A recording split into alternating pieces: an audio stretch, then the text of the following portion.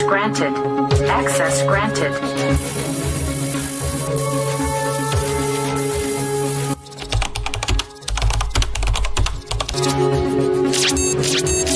Assalamualaikum. I hope you all are fine and doing well. Once again, I am back with another video lecture and that is the second week lecture of quarter 2 governor IT course. आज की video के अंदर हम कुछ new topics को discuss करने वाले हैं जो कि बहुत ही ज़्यादा इंटरेस्टिंग होने वाले हैं, जिस तरह what is routing, what is rendering, route किस तरह से क्रिएट करे जाते हैं और क्रिएट करने के बाद राउट्स को किस तरह से लिंक करा जाता है। और ये लेक्चर वीडियो देखने के बाद आप लोगों को तमाम वेबसाइट्स और वेब एप्लीकेशन के पीछे का लॉजिक समझ में आ जाएगा कि किस तरह से वेबसाइट के बैक एंड का स्ट्रक्चर होता है, किस तरह से जब आप डिफरेंट ऑप्शन से बटन पे क्लिक करते हैं तो मल्टीपल पेजेस ओपन हो जाते हैं। तो स्टार्ट करते हैं वीडियो को विदाउट एनी फर्दर डिले।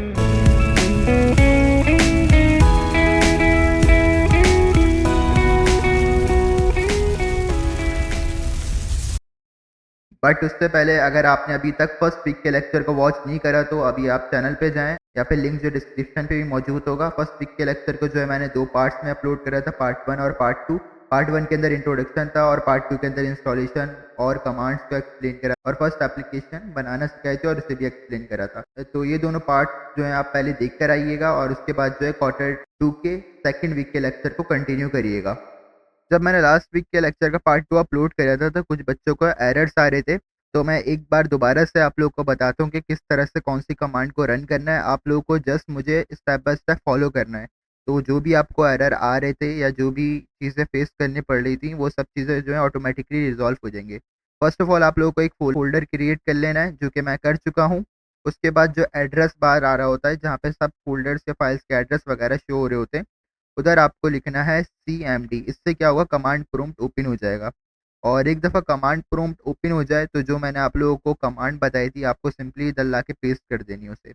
वो कमांड ये थी npx स्पेस क्रिएट हाइफन या फिर dash next dash app at the rate latest. सही है, ये कमांड थी। और ये लिखने के बाद आपको इंटर प्रेस कर देना है और मेक श्योर कि आपका इंटरनेट जो है इस वक्त कनेक्ट होना चाहिए, नहीं तो ये कमांड जो है वो चलेगी नहीं। और जब ये कमांड रन हो जाएगी सक्सेसफुली तो आप लोगों के पास इस तरह से ऑप्शन आ रहा होगा ओके टू प्रोसीड।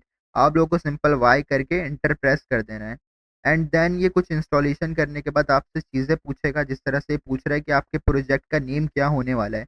तो मैं इसका नाम लिख देता हूँ सेकेंड वीक। सही है, इस तरह से। और ये चीज़ याद रखनी है कि आप लोगों को जो भी नेम लिखना है उनके दरमियान स्पेसेस नहीं होने चाहिए और सब चीज़ें जो है कैपिटल लेटर में नहीं होनी चाहिए, मतलब स्मॉल लेटर में होनी चाहिए सब चीज़ें। उसके बाद ये आप लोग को से कुछ चीज़ें पूछेगा जो कि आप लोगों को यस ही करते रहना है सब चीज़ों को बाय डिफ़ॉल्ट। और जब भी आपसे एसआरसी डायरेक्टरी के बारे में पूछे तो तब इसे जो है आपको नो करना है। इन सब चीज़ों के भी मैंने आप लोगों को रीज़न बताए थे लास्ट वीडियो लेक्चर में, तो अगर आपने देखे हैं तो आप लोगों को पता होंगे। सही है, तो आप लोग को सिर्फ एक चीज़ को ही नो करना है, बाकी सब चीज़ों को यस यस करते रहना है। एंड देन कुछ प्रोसेस होगा, कुछ इंस्टॉलेशन होगी और इसके बाद ऑटोमेटिकली आपका फ़ोल्डर भी क्रिएट हो जाएगा जो कि आपने नेम प्रोवाइड करा था और उसके बाद उसके अंदर सारी फाइल्स भी क्रिएट हो जाएंगी ऑटोमेटिकली।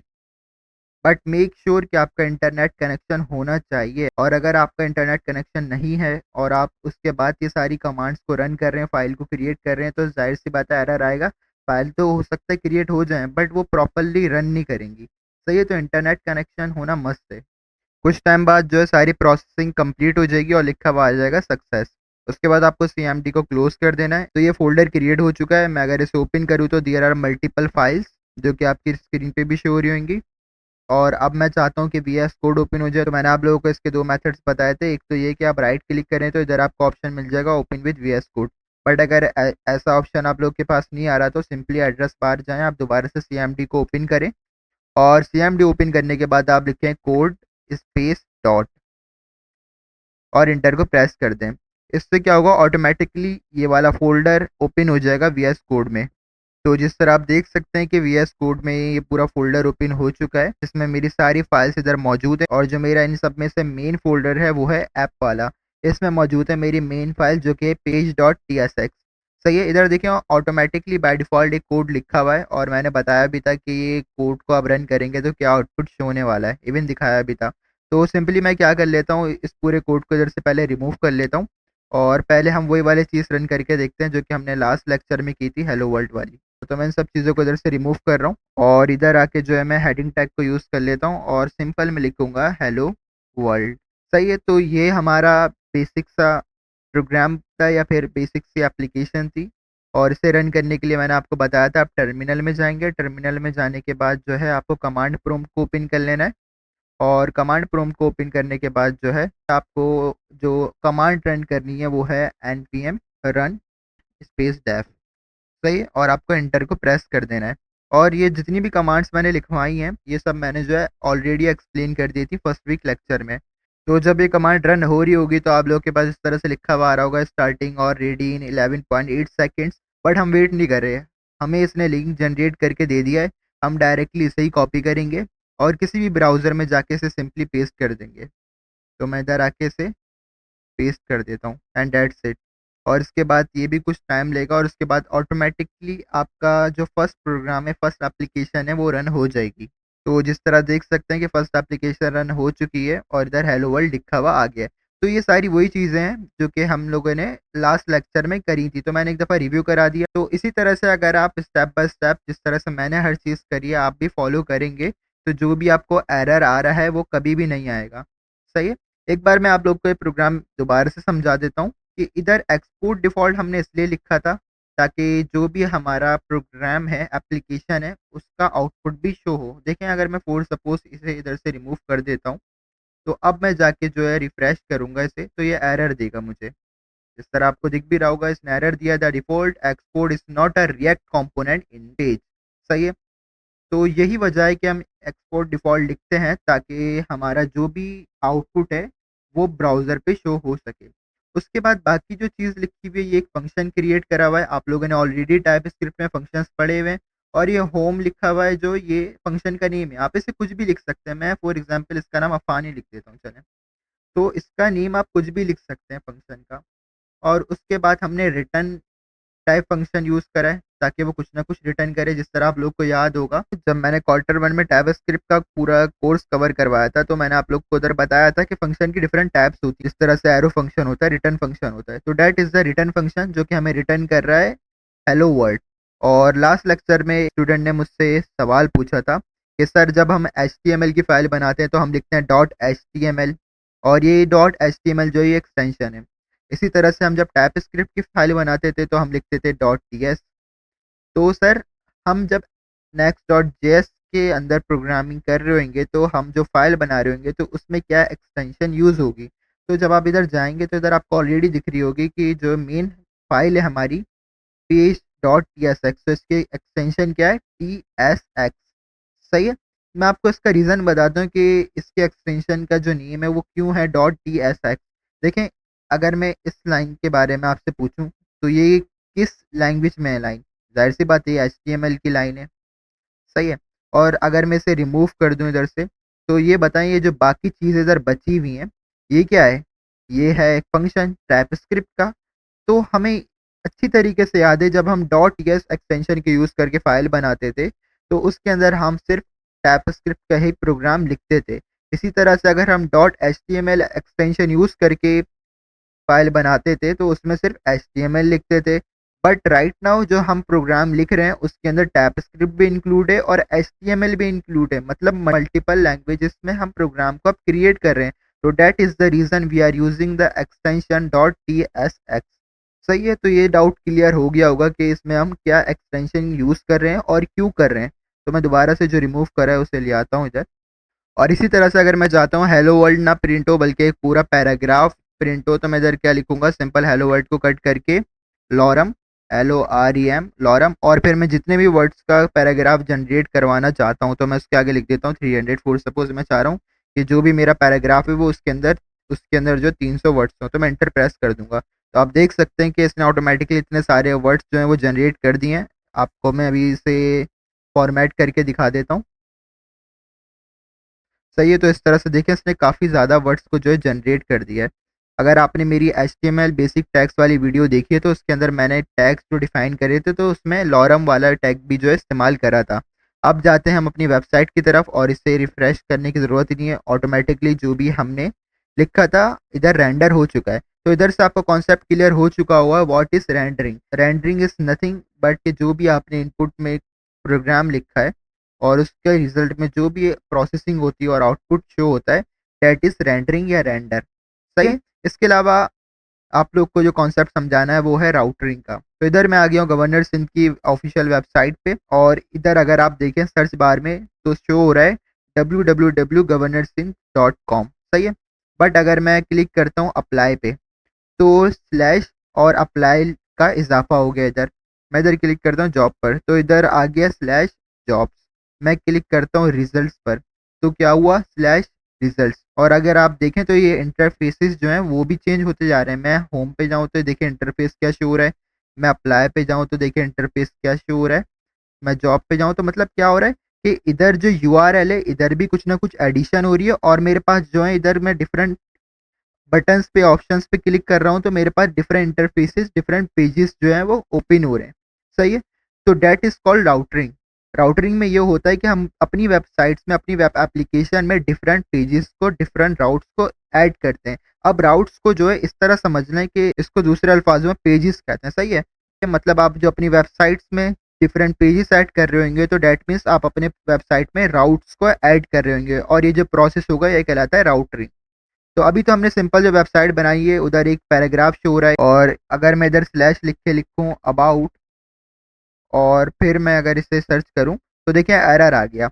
और एरर आने की वजह भी सही है। क्यों आ रहा है एरर? एरर इसलिए आ रहा है क्योंकि मैंने कोई डिफरेंट पेज जो है वो ऐड ही नहीं करा। जब ऐड नहीं करा तो उसे मिल भी नहीं रहा। सही है। तो अब हम देखते हैं किस तरह से हम अपनी एप्लीकेशन में डिफरेंट पेजेस को ऐड कर सकते हैं। सबसे पहले तो ये जो इतना बड़ा पैराग्राफ है इसे कट करके दोबारा से ही जो है मैं हेलो वर्ल्ड ही कर देता हूँ। ये बहुत ज़्यादा बड़ा है भाई। तो आप लोग को एक चीज़ याद रखनी है, जहाँ भी आप वर्किंग कर रहे होंगे तो वो मेन फोल्डर जो है वो ऐप वाला है, बिकॉज next.js को यूज़ करके आप एप्लीकेशंस डेवलप कर रहे होते हैं। सही है। तो आप लोग को याद रखना है कि हो सकता है आप इस पर क्लिक करें तो ना तो इस तरह से ये कॉन्ट्रैक्ट हो जाता है, बंद हो जाता है ये फोल्डर। सही है। तो इस तरह से आ रहा होगा ऐप नेम से folder, that is the main folder. इधर ही सारी फाइल्स मौजूद होंगी, इधर ही सारे पेजेस मौजूद होंगे जो कि आप अपनी एप्लीकेशन में इंक्लूड करना चाहते हैं। सही है। तो और दूसरी बात आपको याद रखनी है कि जो हमारा मेन पेज होने वाला है इस फोल्डर में वो है page.tsx। सही है। और अगर आपको याद हो इधर जो फंक्शन बना था उसका नाम होम लिखा था। द रीज़न इज दैट कि जो भी मेन पेज होता है वो जो बेसिकली होम पेज ही होता है। सही है। और अगर आप देखें तो इधर जो page.tsx लिखा हुआ है इसके आगे भी कैपिटल से एम लिखा हुआ आ रहा है जो कि इसी चीज़ को रिप्रेजेंट कर रहा है। ये है हमारा मेन पेज। अब हम क्रिएट करना चाहते हैं एक और पेज या फिर एक और राउट। तो उसके लिए मैंने आपको बताया जहाँ भी आप वर्किंग कर रहे होंगे वो मेन फोल्डर है ऐप वाला। तो इधर आके मैं राइट क्लिक करूँगा और इधर आपको ऑप्शन मिल जाएगा न्यू फोल्डर का। सही है। तो मैं न्यू फोल्डर के ऊपर क्लिक करता हूँ और इसका नाम मैं लिख देता हूँ अबाउट। सही है। और मैं इंटर प्रेस करता हूँ तो इस तरह से जो है मेरा न्यू राउट या न्यू पेज जो है वो क्रिएट हो चुका है। बट मुझे इस राउट में या इस पेज में कुछ ना कुछ कंटेंट भी तो दिखाना होगा ना। तो फिर मैं क्या करूँगा, इस फ़ोल्डर के अंदर आके एक फ़ाइल क्रिएट करूँगा और मैं इसका नाम लिख देता हूँ फॉर एग्ज़ाम्पल about.tsx। सही है। और इसके अंदर भी जो है मैं सिंपल मेन पेज में जो हमने कोड लिखा था उसे ही कॉपी कर लेता हूँ और इधर आके पेस्ट कर दूँगा। तो ये मैंने आके पेस्ट कर दिया है। अब हम इसे जो है रन करके देखते हैं अपने ब्राउज़र को रिफ्रेश करके। तो देखें अभी स्टिल वही एरर आ रहा है, this page could not be found. और अगर मैं इस अबाउट को कट करके रन करूँ इसे तो देखें हेलो वर्ड तो शो हो रहा है। बट मैं अगर इधर लिखूँ स्लैश और अबाउट तब तो ये एरर दे रहा है। जबकि अभी हमने देखा है कि हमने एक पेज को क्रिएट भी कर लिया है और उसके अंदर कंटेंट भी लिख दिया है। तो इसका रीज़न मैं आपको बताने वाला हूँ। तो अभी जो एरर हो रहा था शो हमारे ब्राउज़र पर, उसका रीज़न मैं आप लोग को बताने वाला हूँ। आप लोग को बहुत ज़्यादा ध्यान से सुनना है क्योंकि ये एरर आप लोगों को भी मोस्टली फेस करना पड़ेगा। जब भी हम next.js में कोई पेज या राउट क्रिएट करते हैं तो उसके लिए देखें हमें एक फ़ोल्डर क्रिएट करना पड़ता है सेपरेट राउट बनाने के लिए, और हम राउट में कुछ ना कुछ कंटेंट भी तो शो कराना चाहते हैं। इसी वजह से जो है हमें उस फ़ोल्डर के अंदर एक फ़ाइल भी क्रिएट करनी पड़ती है। तो ये दोनों काम हमने करे हैं। हमने पहले एक फ़ोल्डर क्रिएट करा है अबाउट नेम से, तो ये हमारा राउट क्रिएट हो चुका है, ये हमारा पेज क्रिएट हो चुका है। अब हमें इसके अंदर कुछ ना कुछ कंटेंट शो कराना था, तो इसी वजह से मैंने इधर एक फ़ाइल क्रिएट करी है। तो हम अपने फ़ोल्डर का नेम तो कुछ भी रख सकते हैं, हम अपने राउट का नेम तो कुछ भी रख सकते हैं, बट उसके अंदर जो हम फ़ाइल क्रिएट करेंगे उसका नेम जो है हमेशा हमें पेज ही रखना होगा।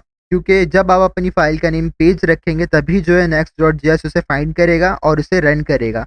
बट अगर आप इसका नेम कुछ और रखते हैं, जिस तरह मैंने इधर फ़ाइल क्रिएट करी और इसका नेम भी जो है मैंने अबाउट रख दिया है, तो मेरे पास आउटपुट पे ब्राउज़र में एरर शो हो रहा है। अब अगर मैं इसे रीनेम करता हूँ और इसका नेम जो है पेज रखता हूँ एंड देन अब मैं इसे रन करके देखता हूँ अपने ब्राउज़र पे एक दफ़ा रिफ्रेश करके, तो देखिए जो भी एरर आ रहा था वो इधर से खत्म हो चुका है। एरर जो है वो एंड हो चुका है। मैं एक काम करता हूँ, इधर से हेलो वर्ल्ड लिखा है इसे कट करके मैं लिख लेता हूँ, माय नेम इज़ अफ़ान। सही है? इस तरह से मैंने ये लिख दिया है। तो अब क्या होगा कि जब भी कोई मेरी एप्लीकेशन को ओपन करता है, तो सबसे पहले जो मेन पेज पे शो हो रहा होगा वो शो हो रहा होगा हेलो वर्ल्ड। और इसी तरह से अगर मैं इसके आगे लिख दूँ स्लैश और अबाउट और फिर मैं एंटर प्रेस करूँ तो शो हो रहा होगा माय नेम इज़ अफ़ान। सही है, तो आप लोग का इधर से एक कॉन्सेप्ट क्लियर हो चुका होगा कि किस तरह से आप लोग डिफरेंट राउट्स को क्रिएट करते हैं और राउट क्रिएट करते हुए आप लोग को किन चीज़ों का ध्यान रखना होता है। सही है, मैं एक और दफ़ा रिपीट कर देता हूँ, चाहे आप राउट क्रिएट करें चाहे आप पेज क्रिएट करें, दोनों का मतलब एक ही है, राउट मीन्स पेज ही। सही है, सबसे पहले आप लोग को फोल्डर बनाना होता है और वही आपका राउट होता है। फ़ोल्डर का नेम आप कुछ भी रख सकते हैं। इसके अलावा आप अपने राउट या पेज पे कुछ ना कुछ कंटेंट भी तो शो कराना चाहते हैं ना, तो इसी वजह से आप उस फ़ोल्डर के अंदर एक फ़ाइल क्रिएट करते हैं। बट उस फ़ाइल का नेम जो है आप हमेशा पेज ही रखेंगे, क्योंकि आप जो है पेज ऐड करना चाहते हैं अपनी एप्लीकेशन में। इसी वजह से आप पेज रखेंगे, क्योंकि next.js आपकी फ़ाइल को फाइंड करेगा अगर आपकी फ़ाइल का नेम जो है पेज है। अगर आपकी फ़ाइल का नेम पेज नहीं है तो वह एज़ अ पेज उसे कंसीडर भी नहीं करेगा और फिर आउटपुट पे रिज़ल्ट भी शो नहीं होगा, जिस तरह अभी हम उसे देख भी चुके हैं। तो ये चीज़ें आप लोगों को याद रखनी है। इसके अलावा एक और चीज़ जो मैं आप लोग को सजेस्ट करूँगा, वो ये है कि फ़ंक्शन का नेम आप वो रखिएगा जो कि आप अपने राउट या अपने पेज का नेम रखने वाले हैं। सही है, जिस तरह अगर आपको याद हो जो मैंने इधर राउट क्रिएट करा है, इधर मैंने इसका नेम अबाउट लिखा है। तो इसी वजह से मैं इसका नेम जो है इधर से कट करके अबाउट कर दूँगा। बट इससे कोई फ़र्क नहीं पड़ता, ना ही कोई एरर आएगा। बट इट इज़ बेटर कि जिस नेम से आप अपना पेज क्रिएट कर रहे हो, फंक्शन का नेम भी वही लिख लें।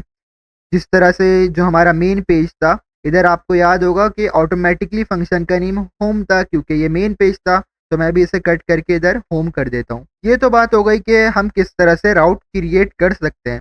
बट अगर मैं आप लोगों से एक सवाल पूछूँ कि ये जो मैंने राउट क्रिएट करा है अबाउट नेम से, अगर मैं एक ऐसा राउट क्रिएट करना चाहता हूँ जिसके नेम में जो है एक से ज़्यादा वर्ड्स आएँ। फॉर एग्ज़ाम्पल मैं एक इधर राउट क्रिएट करता हूँ एक और दफ़ा, और दोबारा से मैं आप लोग को बता देता हूँ कि जो भी आप वर्क करेंगे वो ऐप वाले फ़ोल्डर के अंदर ही करेंगे। तो मैं ऐप वाले फ़ोल्डर पे कर्सर को लेके जाके राइट क्लिक करूँगा और न्यू फ़ोल्डर पे क्लिक कर दूँगा। और अब मैं जो राउट क्रिएट करने वाला हूँ उसका नेम मैं रखना चाह रहा हूँ कॉन्टैक्ट अस। तो इधर कितने वर्ड्स इंक्लूड हो गए? 2 वर्ड्स इंक्लूड हो गए। तो अब मेरा सवाल आपसे ये है कि कॉन्टैक्ट मैंने लिख दिया, फॉर एग्ज़ाम्पल इस तरह मैं इधर लिख भी देता हूँ कॉन्टैक्ट, सही है? बट अस मैं किस तरह लिखूँ? मैं स्पेस दे के अस लिखूँ या फिर जो है मैं माइनस लिख के अस लिखूँ या फिर डैश लिख के अस लिखूँ? तो चलें इसका आंसर जो है हम खुद ही फाइंड करते हैं। मैं सिंपल पहले स्पेस दे के लिखता हूँ अस और एंटर प्रेस करता हूँ। तो ये मेरा राउट क्रिएट हो चुका है, मेरा पेज क्रिएट हो गया है। और इस पेज पे मैं चाहता हूँ कुछ ना कुछ कंटेंट, कुछ ना कुछ इन्फॉर्मेशन शो हो, तो इसी वजह से मैं इसके अंदर आके एक फ़ाइल क्रिएट करूँगा। और मुझे पता है कि जब भी मैं कोई पेज वगैरह ऐड करना चाहता हूँ तो उसका नेम भी जो है पेज लिखूँगा। ये चीज़ मैंने आप लोगों को अभी बताई है। पेज लिख लेता हूँ मैं इसका नेम और लास्ट में आएगी एक्सटेंशन TSX और इस तरह से मेरा एक पेज क्रिएट हो चुका है। और इसके अंदर भी जो है मैं ये सारी इन्फॉर्मेशन कॉपी करके पेस्ट कर देता हूँ। सारी इन्फॉर्मेशन मैंने पेस्ट कर दी है और इधर ये मैंने आई लिखा हुआ है, मतलब ये मैं जहाँ से कॉपी करके ला रहा हूँ उधर मैं जो है एस लिखना भूल चुका हूँ। तो अबाउट में जाते हैं और इधर मैंने एस नहीं लिखा था, सही। तो वापसी आते कॉन्टैक्ट अस वाले पेज पे, इधर मैं जो है फॉर एग्जांपल मेल लिख देता हूँ कुछ भी। तो इस तरह से मैंने एक और राउट क्रिएट कर लिया है और इधर जो है इन्फॉर्मेशन ही प्रोवाइड कर दी है। और जिस तरह मैंने आपको बताया था जो भी राउट क्रिएट कर रहा हूँ वही जो है मैं फंक्शन का नेम लिख दूंगा। तो मैं इधर लिख देता हूँ इसका नेम भी जो है कॉन्टैक्ट अस। तो इस तरह से एक दफ़ा एरर मुझे इधर शो हो चुका है। तो मैं क्या करता हूँ अभी के लिए इधर से जो स्पेसेस को ख़त्म कर देता हूँ। बट अभी भी जो हमारा मेन राउट है कॉन्टैक्ट अस वाला उसके दरमियान स्पेसेस मौजूद हैं। सही है।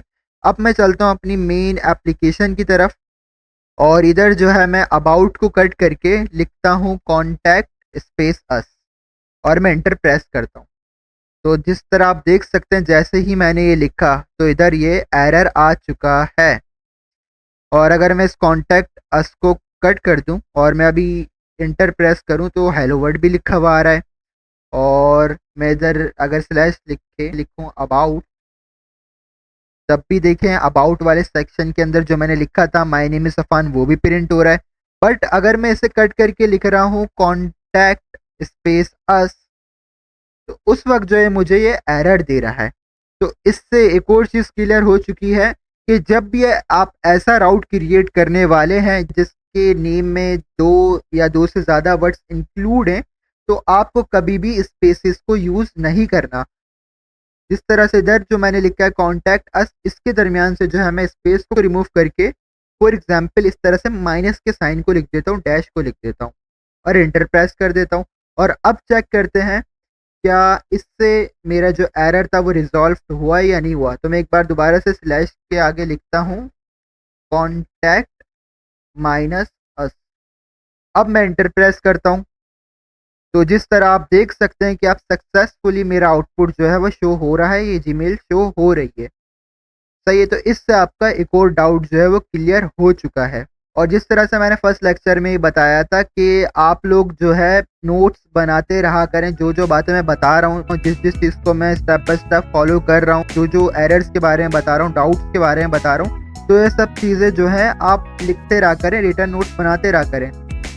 ये जो छोटी छोटी चीज़ें बता रहा हूँ ना, स्पेसेस नहीं देने, या फिर जब भी आप राउट क्रिएट करेंगे तो उसके अंदर फाइल का नेम पेज क्यों रखना है, और इस तरह से मेन जो आपका फोल्डर होगा वो ऐप होगा, या फिर जो फाइल का नेम जो होगा वो होम होगा। मतलब ये छोटी छोटी चीज़ें बहुत इंपॉर्टेंट होती हैं। इनमें आप मिस्टेक करेंगे ना तो फिर आप लोग के पास एरर आ रहे हैं, तो आप लोग के आउटपुट में एरर आ रहे होंगे और आप लोग को उस वक्त कुछ भी समझ में नहीं आ रहा होगा कि क्यों आ रहे हैं एरर। तो इन सब चीज़ों को जो है आप नोट डाउन करते रहा करें। Part 2 will be uploaded on September 18th, in which we cover most important topics and create our first multiple pages web application.